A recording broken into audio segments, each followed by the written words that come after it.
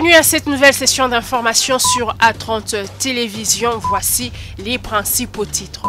Résolution prise à l'issue du mini-sommet de Luanda. Le sujet est d'actualité et les commentaires vont dans tous les sens au sein de la classe politique congolaise. Quelques réactions à suivre. Les hôpitaux sans médecins depuis mercredi dernier. Quelle est la situation au sein des hôpitaux? Actu30 Télévision s'est rendu à l'hôpital général de référence de Kinshasa pour le constat. Santé encore, avortement, protocole de Maputo. Où en entend exactement? Ce sera le petit dossier de ce journal. Bienvenue à tous et à chacun.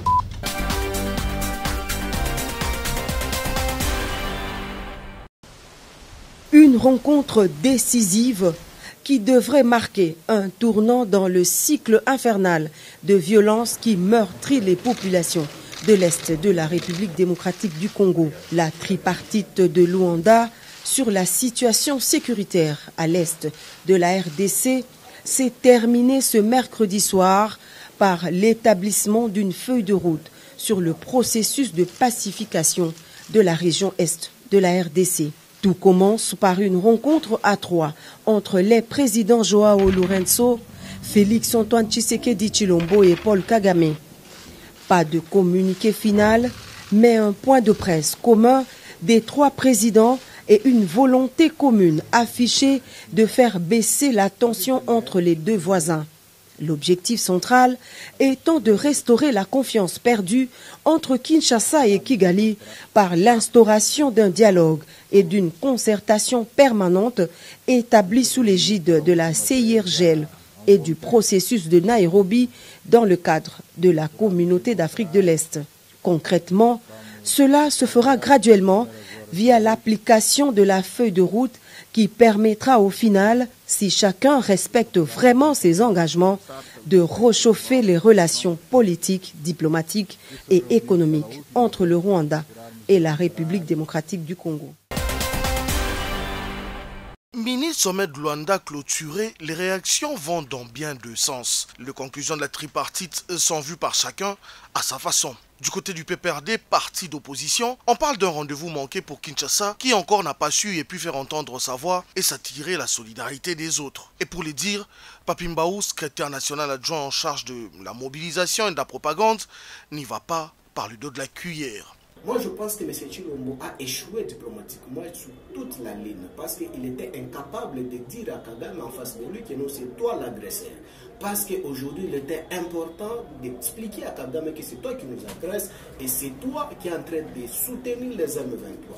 Quand vous suivez l'exposé de M. Tshilombo, il reconnaît, il s'est contredit lui-même dans son exposé en traitant les M23 comme groupe armé. En même temps, ici, ils nous ont toujours dit que non, les M23, c'est un groupe terroriste. Réponse du berger à la bergère, Flori Bouatouka, coordonnateur du collectif des présidents cellulaires de l'UDPS, pense que la stratégie du chef de l'État est à féliciter car Paul Kagame a implicitement reconnu, sans le savoir, que c'est le Rwanda qui tire les ficelles en lieu et place du M23. Kagame va accepter les cessez-le-feu.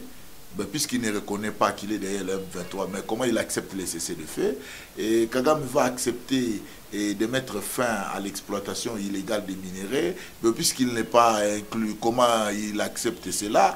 Et Kagame va accepter le retrait des troupes. On se pose maintenant des questions parce qu'il faut rappeler aux Congolais, c'est une histoire de notre pays. Le M23 s'est transformé en parti politique, c'est un DP, où les autres sont allés faire la politique et les autres sont intégrés dans l'armée. Mais écoutez, la minorité qui était partie et qui s'est retrouvée dans les collines du côté Rwanda et Ouganda, bon, ils reviennent. Bon, aujourd'hui, lorsqu'on leur demande de se retirer, je crois, à mon avis, ils vont se retirer au Rwanda parce que c'est de là qu'ils trouvent leur soutien. Et nous félicitons le chef de l'État pour cette démarche, mais il faudrait aussi insister que la diplomatie, c'est une manière de mener des négociations. Et pour comprendre ces négociations, vous devez être vertébré ou vous devez être initié en politique étrangère. Il s'est de rappeler qu'à l'issue de la tripartite de Luanda tenue du mardi au mercredi, plusieurs autres résolutions ont été prises, notamment la désescalade des tensions entre les deux pays, mais aussi la cessation immédiate des hostilités, ainsi que le retrait immédiat et sans condition du M23 de ses positions en RDC. Le chef d'état-major général de l'armée congolaise, le général d'armée Célestin Balamou Sensé, a procédé à des changements dans la chaîne de commandement des opérations militaires dans la province du Nord Kivu. Le chef d'état-major général a sur instruction du chef de l'État remplacé le commandant des opérations Sokola 2 qui pilote les actions militaires dans celles contre les rebelles du M23 dans le territoire de Rutshuru. Le général Peter Siri Mwami est remplacé à la tête des opérations Sokola 2 par le général de brigade Bitangolo Boulime Clément. Il est par ailleurs envoyé à la tête de la 32e région militaire dans la province de l'Ituri. Selon le document parvenu à A30 Télévision, c'est le lieutenant général Philémon Yav qui est chargé de conduire les dites opérations Sokola 2. Le chef d'état-major des FARDC a par ailleurs instruit le gouverneur militaire du Nord Kivu, le lieutenant général Constant Dima, à ne s'occuper que de la gestion politico-administrative de la province du Nord Kivu. Pour rappel, la province du Nord Kivu est sous état de siège depuis le mois de mai 2021. Un réseau de kidnappeurs opérant en ville de Bunia et environ, démantelé par les services de défense et de sécurité. 4 membres de cette bande de criminels ayant kidnappé un enfant de 12 ans le 24 juin dernier à Mouzipela ont été présentés au gouverneur militaire de l'Ituri, le commissaire divisionnaire adjoint Seguin Ngoïsengeloa, commissaire provincial de la police en Ituri. Est arrivé à l'école de l'enfant, l'a pris sous prétexte que le papa l'avait envoyé pour aller prendre un nouveau vélo et a amené l'enfant plutôt chez cet infirmier que vous voyez là, qui a administré à l'enfant un produit nuisible jusqu'à ce que l'enfant a perdu connaissance. L'informaticien qui facilite l'identification des cartes falsifiées, c'est lui qui se permet d'aller dans des maisons de transfert d'argent pour récupérer la rançon. L'enfant enlevé a été relâché après le paiement d'une rançon de $2000 américains, ce qui a permis à la police de mettre la main sur ces malfaiteurs, indique le père du jeune garçon qui salit les actions menées par la police. Au gouverneur militaire de l'Ituri de féliciter le service de défense et de sécurité pour cette énième prouesse avant d'appeler la population à continuer de collaborer avec la police et l'armée. Je pense que les techniques que vous avez utilisées, nous allons mettre fin à cette forme de criminalité. Mes très sincères félicitations et il faudrait que ces gens-là soient punis d'une façon exemplaire. Surtout l'infirmier. L'infirmier qui est là pour guérir, comment il peut prendre ce courage d'administrer un produit toxique à un jeune enfant? On ne le dira jamais assez. Le service de défense et de sécurité sous le commandement du gouverneur militaire, le lieutenant général Luboyanka Chama Johnny, ont abattu un travail de titan en cette période de l'état de siège dans la traque contre les auteurs. Véritable ouf de soulagement pour les Mbujimaïens. Le ministre des Infrastructures, Alexis Kisaro, a lancé le travaux de réhabilitation des 35 km de voirie de la ville diamantifère. La cérémonie s'est déroulée au rond-point Ozana dans la commune de Djoulou. Autre présence remarquable à signaler, celle de Nicolas Kazadi, ministre des Finances, aux côtés du gouverneur de province Patrick Mathias Kabea et des directeurs généraux des Safrimex, BTC, OVD, principaux maîtres d'ouvrage de ces chantiers. Pour le ministre Alexis Kisaro, ce projet traduit la vision du gouvernement de Félix Tshisekedi qui entend améliorer la fluidité du trafic en Mbujimayi. Pour sa part, le gouverneur de province Patrick Mathias Kabea Machabidi a rappelé la volonté de son gouvernement à prendre modèle de ses travaux en vue de s'investir, en attaquer d'autres sur fonds propres. Mon gouvernement s'active à l'implémentation des projets dans ce secteur sur fonds propres, mais aussi et surtout s'appuie sur le programme de lutte contre les érosions et la construction de la voirie dans les provinces, qui nous permettra au finish d'absorber les érosions et de construire des infrastructures routières et d'assainissement modernes. Dans cette perspective, je sollicite l'accompagnement du gouvernement de la République, ici représenté par leurs excellences dans la réalisation de ces vastes programmes. Le DG de l'EVD Victor Ntumbachikela a précisé que ces travaux s'étalent sur 36 mois, soit 3 ans selon les contrats. Il est financé sur un montage des partenariats publics-privés pour un coût global estimé à plus de 60 millions de dollars. Le Fonds national d'entretien routier FONER, félicité pour son fonctionnement et surtout pour sa capacité en mobilisation de ressources. C'est la Banque mondiale qui s'est officiellement réjouie du travail abattu par l'équipe de Georgine Selemani, comprenait projet d'appui à la connectivité et au transport, un partenariat signé entre la RDC et la Banque mondiale pour la construction des 680 km de route. À l'issue des audits effectués, les experts comptables ont salué les efforts fournis par cette structure de l'État. On a constaté que depuis 2019, la direction générale du FONER elle a mis tous les efforts nécessaires pour que les choses aillent dans le bon sens. Et elle n'a pas épargné d'efforts pour améliorer tout ce qui doit être amélioré en termes de règles de gestion et de bonne gouvernance. Et on l'a remercié et l'a salué pour tous ces efforts qu'elle a fait pour cette structure de l'État. La Banque mondiale rassure que le FONER est sur les bons chemins en vue d'atteindre ses objectifs et répondre aux attentes des différents intervenants. Les remerciements s'adressent à Madame la Directrice Générale, à toute l'équipe du FONER pour les efforts accomplis durant cette mission, pour leur collaboration. Et si on est arrivé à ce résultat, c'est grâce à leur collaboration. Donc, je renouvelle mes remerciements à toute l'équipe et à tout le monde.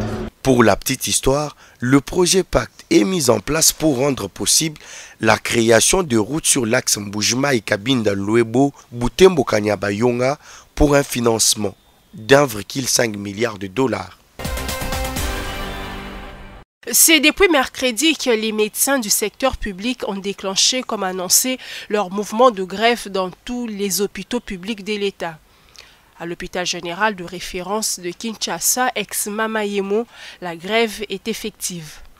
Le docteur Aimé Oumba, secrétaire sectionnaire adjoint des SINAMED à l'hôpital de Mamayemo, précise que la grève ne prendra pas fin aussi longtemps que les revendications des médecins ne seront pas prises en compte par le gouvernement central.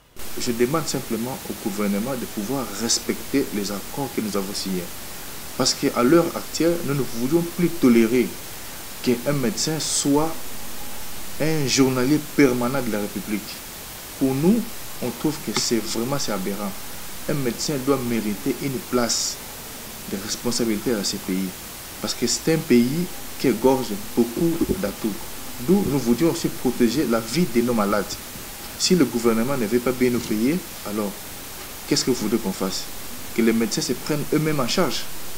Cette grève ne manquera pas de donner lieu à une situation de crise quand on sait déjà que certains soins de santé demeurent encore précaires. Mais s'il y a des dégâts ou soit des responsabilités pendant cette période de la grève, là, à ce moment-là, nous pouvons directement citer le gouvernement. Parce que c'est le gouvernement qui ne veut pas mettre en application les accords que nous avons signés avec lui. Là, la responsabilité devient d'office à lui. Parce que le gouvernement, c'est le père, c'est le responsable. C'est lui qui est censé protéger les médecins.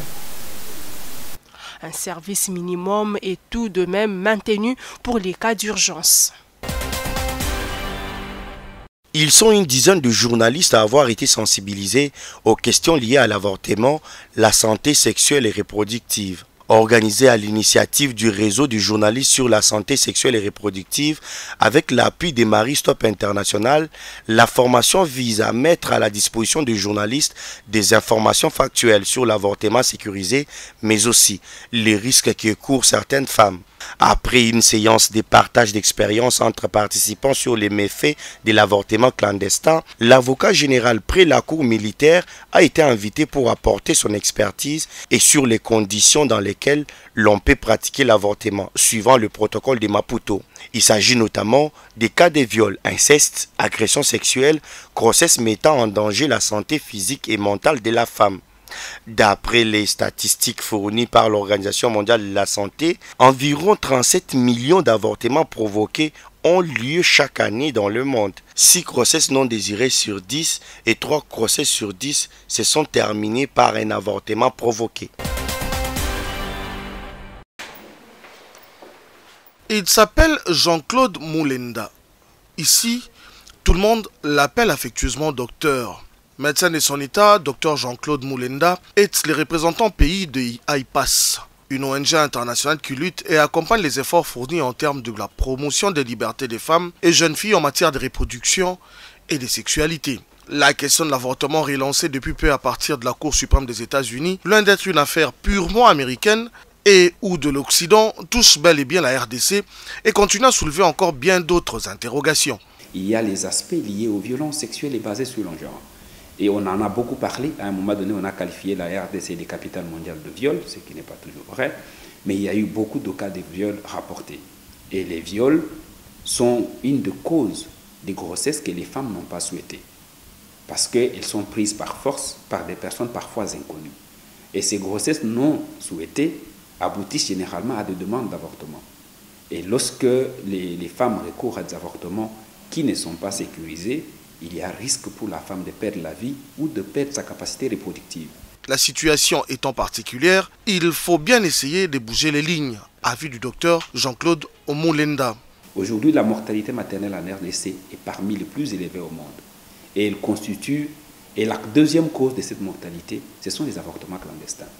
C'est comme ça que le gouvernement a adhéré au protocole de Maputo pour en partie résoudre le problème. Il y a plusieurs étapes après Maputo. Il y a des protocoles et des traités auxquels la RDC a adhéré au niveau des Nations Unies, au niveau de l'Union africaine, au niveau d'autres structures régionales et internationales. Aujourd'hui, la question c'est comment nous implémentons toutes ces lois. Il faut savoir que le Code pénal de la République démocratique du Congo a interdit l'avortement, bien qu'un article du Code de déontologie des médecins l'admette dans des très strictes circonstances. Hier, Koulouna, bâtisseurs de la République aujourd'hui, ils étaient nombreux, provenant des différentes filières à s'aligner en vue de percevoir leur paye. Une situation rendue toute naturelle par les autorités qui continuent pourtant à laisser encore perplexes les concernés eux-mêmes, qui ont encore du mal à s'y faire avec leur nouvelle vie. Celle d'hommes libres travaillant et mangeant à la sueur de leur front. Aux côtés de leur rémunération, des gestes à l'endroit de ceux qui se sont particulièrement distingués. Question de susciter l'émulation auprès des autres. Bon, nebino na sana ngote na liango kaka donc bon to liango calme po to linga pe basi to bala et ça bien. Et ça mbongo mobo ya foyer ya vinanga pana batela. Déjà 6 mois depuis que l'opération de paye des agents se déroule à Kanyamaka CC. Un vrai motif de joie qui pousse à remercier celui par qui tout cela a été rendu possible. Merci pour alukela biso ba jeune musala kitoko tochika ba mabe amema biso place moi bien. Fatih merci na oyo sali pona biso ben civique. Fatih merci. A diagonale général Kasongo, sans général Kasongo na zwambongo te. Kanyamaka CC, c'est surtout la discipline et le travail qui restent le leitmotiv pour ces bâtisseurs utiles à la société. C'était l'essentiel de l'actualité. Bonne suite de programmes sur A30 Télévision.